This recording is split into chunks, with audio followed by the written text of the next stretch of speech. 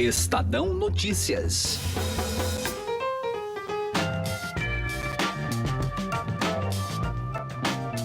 E foi assim, sem protocolos formais, numa simples carona, que a reportagem do Estadão conseguiu uma entrevista exclusiva com o presidente Jair Bolsonaro. O suficiente para ele falar sobre os mais diversos assuntos, entre eles a difícil relação com os governadores da região Nordeste, reduto onde o presidente é menos popular e onde a esquerda concentra maior poder de fogo. Bolsonaro os acusou de desunir o país.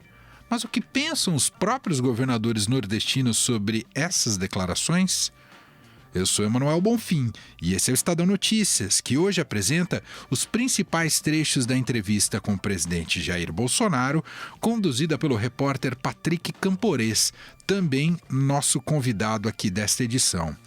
O programa ainda acolhe o relato do repórter Ricardo Galhardo, que conversou com o governador do Maranhão, Flávio Dino, que é do PCdoB, um dos principais alvos das críticas de Jair Bolsonaro. Estadão Notícias. Conheça o lado private da XP, que une a solidez financeira de uma marca global com o dinamismo de um family office. O resultado é uma experiência exclusiva, acompanhada dos melhores profissionais de investimentos do mercado e na gestão de grandes fortunas para preservação e aumento do seu patrimônio. Conte com serviços de gestão ativa de patrimônio. Por aqui, nossos profissionais traduzem temas econômicos relevantes para produtos de investimento, oferecem o acompanhamento necessário para montar uma estratégia de planejamento sucessório e consideram o cenário global como base. Acesse xpprivate.com.br. Estadão Notícias.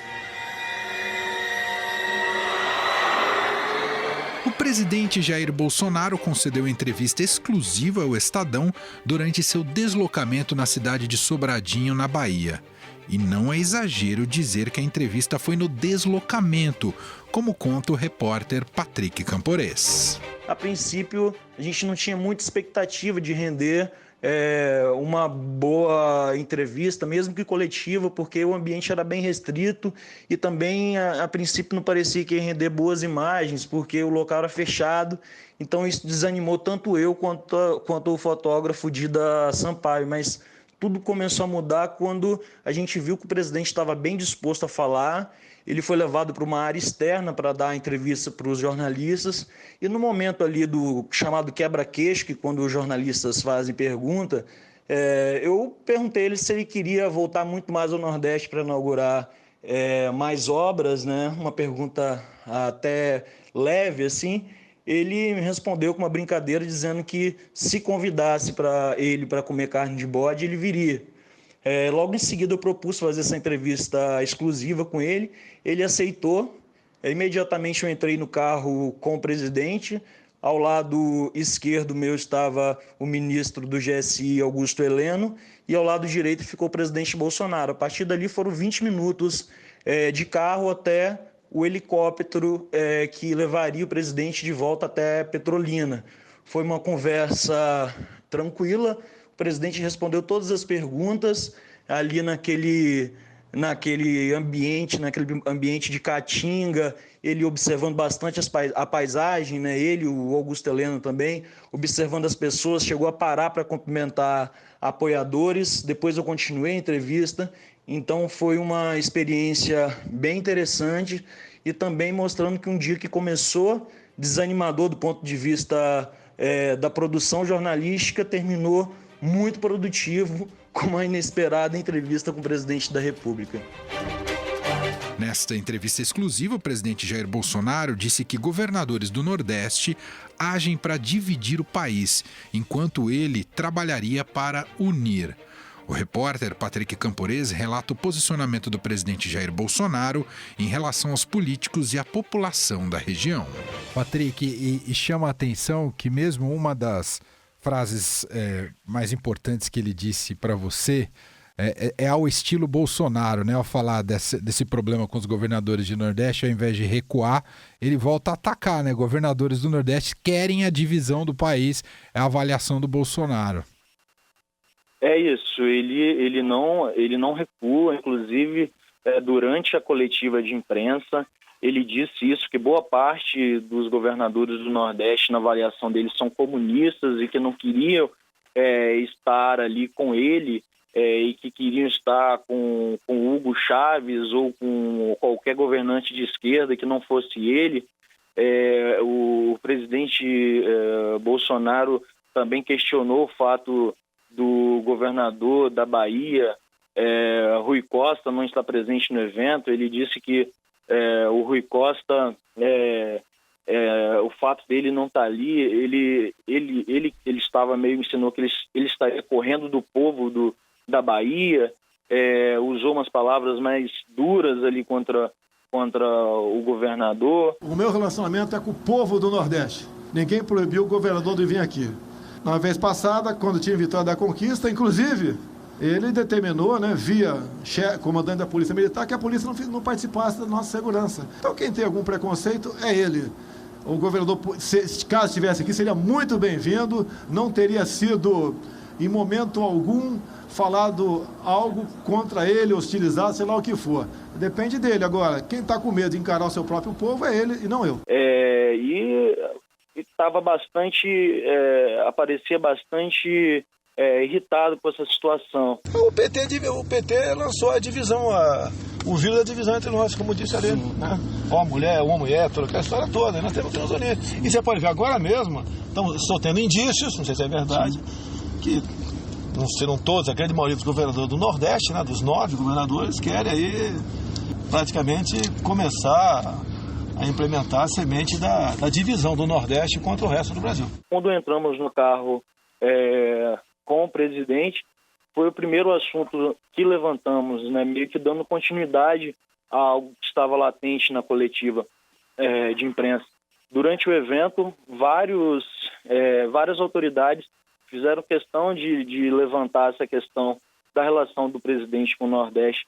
O próprio ministro, o próprio líder do governo no Senado disse que o presidente não tem nenhum preconceito com o Nordeste. O presidente também disse que não tem nenhum preconceito com o Nordeste. Então foi um evento marcado para a defesa do presidente com relação ao Nordeste. Queria te ouvir um pouco, Patrick, até essa relação do Bolsonaro com o Nordeste, que a gente não sabe que não é a região onde ele é mais popular, e ainda mais depois dessa declaração. Evidentemente que em eventos como esse, de inauguração, há toda uma proteção ali em relação ao presidente, mas tinha a participação de populares, eram simpáticos ao presidente, houve algum tipo de protesto? Como é que foi essa relação do que você pôde observar, Patrick? Então, Emanuel, isso foi uma das coisas que eu e o repórter fotográfico Dida Sampaio, a gente observou logo na chegada a Sobradinho. Só para explicar, Sobradinho é um município de cerca de 23 mil habitantes que fica ali a uns 50 quilômetros de Petrolina e Juazeiro. Petrolina fica do lado de Pernambuco e Juazeiro na Bahia. E Sobradinho fica uns 50 quilômetros distante. Sobradinho tem 23 mil habitantes, é uma cidade pequena onde está uma grande barragem. Nessa barragem foi construída uma usina de geração de energia sobre as águas do São Francisco. O presidente foi lá inaugurar. Quando eu e o Dida a gente chegou nesse município, a gente perguntou informações, muitas pessoas não sabiam nem que o presidente da República iria para um evento lá. A gente estranhou e a gente conseguiu achar o local do evento. O local do evento era 7 quilômetros retirado da cidade. A gente chegou lá e realmente a população da cidade não estava presente no evento. Era um evento fechado ali para autoridades, funcionários da empresa, e não tinha a população típica da cidade, não era um evento para o povo, sabe? Era bem nítido isso. Inclusive, essa cidade, Sobradinho, ela é um reduto muito forte petista, né? Ela teve ali no segundo turno das eleições, dos 13 mil eleitores, foram pouco mais de quase 9 mil eleitores para o Fernando Haddad no segundo turno e pouco mais de 2 mil para o Bolsonaro, mais de 1% dos votos contra Jair Bolsonaro. Assim, de certa forma, ele tenta buscar esse apoio. Assim, ele teve pessoas lá com bandeira do Brasil, bandeira de Israel, inclusive, teve bastante pessoas eufóricas assim na rua, quando a comitiva passou, inclusive a gente estava dentro do carro, ele parou para cumprimentar as pessoas, por onde passava. Se tiver um público bom, dá uma paradinha aí. Avisa, dá uma paradinha aí. Então vamos dar uma paradinha aí. Tira uma foto com o pessoal, bater um papo aí. Muita gente empolgada com a presença, né?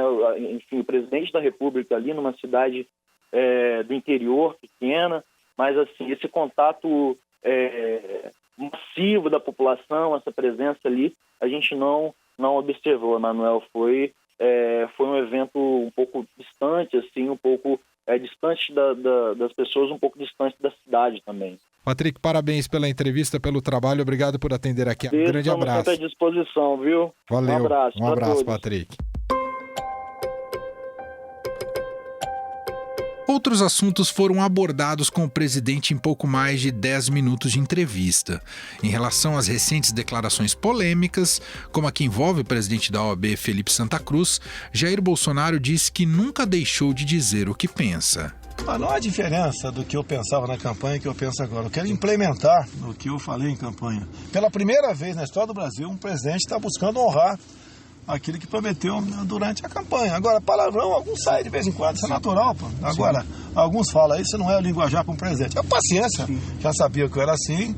Obviamente, a gente procura se polir um pouco mais, mas acontece. Mas não me vai fazer aí, não vai me aborrecer essas conotações que dão quando a gente fala com um pouco mais de emoção do que com razão. Jair Bolsonaro falou também sobre as críticas que tem sofrido por causa da indicação de seu filho, Eduardo, ao cargo de embaixador do Brasil nos Estados Unidos. Não, no primeiro momento, por ser filho meu, ele foi bombardeado. O Trump mesmo, semana passada, falou que acompanha meu trabalho, me chamou de Trump aí dos trópicos, não sei o quê, e citou o meu filho Eduardo Bolsonaro como uma pessoa que ele conhece. Quer melhor referência do que essa? É impossível. Agora, obviamente, passa pelo Senado Federal, né, numa comissão, e depois no plenário. Em uma singela aula de história, o presidente explicou como o capital estrangeiro tem interesse na Amazônia, quando questionado sobre o aumento de 40% de desmatamento na região. Tinha um interesse por essa área antes mesmo do Brasil ser descoberto. O que tu acha de uma loucura minha? Então vamos lá. 1492, o que aconteceu? Descobriram a América, não foi isso? América, lá do norte. O que aconteceu em 1494, 2 anos depois? Tratado de Tordesilhas. 1500, descobriram o Brasil. Nem tinham descoberto por coincidência ou não, né? Essa área não seria nossa. E o espírito aventureiro do brasileiro, do português, é que fez com que que esse tratado não fosse respeitado. Ele foi, na verdade, revogado, né? Agora é a área mais rica do mundo. Ninguém tem. Tá à tua esquerda aqui uma pessoa que já comandou o Comando Militar da Amazônia, que conhece muito melhor do que eu, porque esteve lá por 2 anos, os problemas e as soluções que nós temos pela frente. A área mais rica do mundo, sem comentário. Sim. É incalculável as riquezas minerais que tem ali, a biodiversidade, a água. Quando perguntado se, na opinião dele, a divulgação desses dados é feita por algum tipo de interesse, Jair Bolsonaro culpou a esquerda por usar movimentos sociais para atingir seus objetivos. A esquerda usa as minorias para atingir seu objetivo. Ele pega as minorias e usa. Procure um afrodescendente com a cabeça no lugar. E por que se foi beneficiado hoje pelas políticas de cota do passado? Benefício nenhum, zero. Tá? A questão das comunidades indígenas, a mesma coisa. Usa o índio, usa o negro, usa a comunidade LGBT para atingir seus objetivos. Usa o povo do Nordeste, muitas vezes. Mas como é que as declarações de Bolsonaro foram recebidas pelos governadores nordestinos? O repórter Ricardo Galhardo conversou com Flávio Dino, do PCdoB, que comanda o estado do Maranhão, e relata aqui pra gente. Bom, você conversou com o governador do Maranhão, Flávio Dino, PCdoB, é um dos sempre atacados pelo Bolsonaro. Como é que ele reagiu a tudo aquilo que tem dito Bolsonaro em relação ao Nordeste e aos governadores nordestinos, hein, Galhardo? O Flávio Dino reagiu dizendo que o presidente Bolsonaro faz esses ataques por razões ideológicas, né? A frase dele é que o Bolsonaro não consegue enxergar nada que não seja pela ótica ideológica dele. E, portanto, é isso que tem levado, na visão do governador Flávio Dino, a esses ataques. Porque apenas o consórcio do Nordeste estaria dividindo o país? Porque a resposta é porque o presidente da República só avalia as coisas com a lente da sua ideologia. Faz o governo mais ideológico da história do Brasil. E por isso mesmo ele ignora que é um movimento administrativo, legítimo, previsto na Constituição, e usa critérios ideológicos para atacar apenas um dos consórcios. E é óbvio que nem o consórcio Nordeste, nem os demais consórcios querem dividir o Brasil. Pelo contrário, querem colaborar com o Brasil. Além disso, ele chama atenção para um ponto que vem crescendo assim, nos comentários, nas rodas do pessoal da oposição, de que o presidente Bolsonaro estaria descumprindo um dos princípios constitucionais para a gestão pública, para agentes públicos, que é da impessoalidade. No artigo 37 da Constituição, está dito que a administração pública ela obedecerá aos princípios da legalidade, impessoalidade, moralidade, publicidade e eficiência. Na medida em que ele, nesse período mais recente, tem dirigido palavras de tanta agressão, inclusive palavras de baixo calão, palavras chulas, eu diria, contra um conjunto de governantes, fica evidente que ele precisa consultar o artigo 37 da Constituição. A impessoalidade, o que é? É você não colocar os seus interesses pessoais acima do interesse público. E segundo Flávio Dino, quando o Bolsonaro faz esse tipo de ataque, ele está descumprindo esse preceito constitucional. Flávio Dino até chamou a atenção de que a justiça deveria se posicionar a respeito disso, porque, na opinião dele, o presidente estaria ali na margem do que diz a Constituição. Ou seja, Galhardo, o debate de fundo, mais do que retórico, mais do que da política eleitoral, os governadores nordestinos poderiam estar sofrendo na pele, o próprio Estadão mostrou isso em relação aos repasses da Caixa, uma falta de apoio do governo federal, independentemente de posição partidária, não é, Galhardo? Eu acho que eles já estão decidindo o que fazer na prática, né, em relação ao Bolsonaro. Eles estão se posicionando. O Flávio Dino me falou na entrevista que, por enquanto, lá para o Maranhão, ainda não teve nenhum problema. Eu perguntei se ele estaria sendo tratado de forma diferenciada, ele disse que não. Até o presente momento, não. Até o presente momento, as relações que já existiam permanecem e nós continuamos procurando as instâncias do governo federal, uma vez que eu acredito no princípio da impessoalidade, que está no artigo 37 da Constituição. Ou seja, eu não me importo com apetites ou preferências individuais, eu me importo com o interesse público.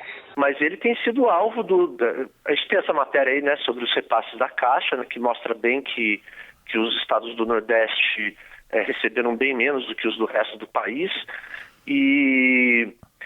mas ele está preocupado com o que pode acontecer daqui para frente. Não só ele, como os outros governadores também. É bom lembrar, Emanuel, que dos 9 governadores do Nordeste, 2 deles têm os nomes citados entre possíveis candidatos a presidente nas próximas eleições. O Rui Costa, governador da Bahia, né, que é do PT, hoje o petista que comanda a maior máquina pública, que é o estado da Bahia, e o próprio Flávio Dino, que é do PCdoB, e que tem se articulado muito para tentar compor uma frente que una os partidos de esquerda, centro-esquerda, se não todos, pelo menos alguns, para as eleições do ano que vem, para as eleições municipais do ano que vem e para as eleições de 2024 também. O Flávio Dino criou um grupo que chama Unidade Progressista, junto com Guilherme Boulos, né, que foi candidato pelo PSOL, Fernando Haddad, que foi o segundo colocado na disputa eleitoral, Ricardo Coutinho, ex-governador da Paraíba, que é do PSB, o Roberto Requião, que é do PMDB, e a Sônia Guajajara. Nesse grupo, eles estão conversando, é um nível de conversa que é acima dos partidos políticos, né? Porque eles, como eles conversam individualmente, não tem as amarras dos partidos políticos. Então, eles estão tentando alinhavar candidaturas conjuntas no máximo de cidades possíveis para o ano que vem, para tentar, a partir daí, construir uma frente ou uma candidatura única que possa enfrentar o Bolsonaro em 2024. Muito bem. Tá aí Ricardo Galhardo, mais uma vez atendendo aqui ao nosso programa e falando um pouco mais da reação aí dos governadores do Nordeste, especialmente do papo que ele teve com o governador do Maranhão, Flávio Dino. Muito obrigado, Galhardo. Um abraço. Eu que agradeço, Emanuel. Um abração para você.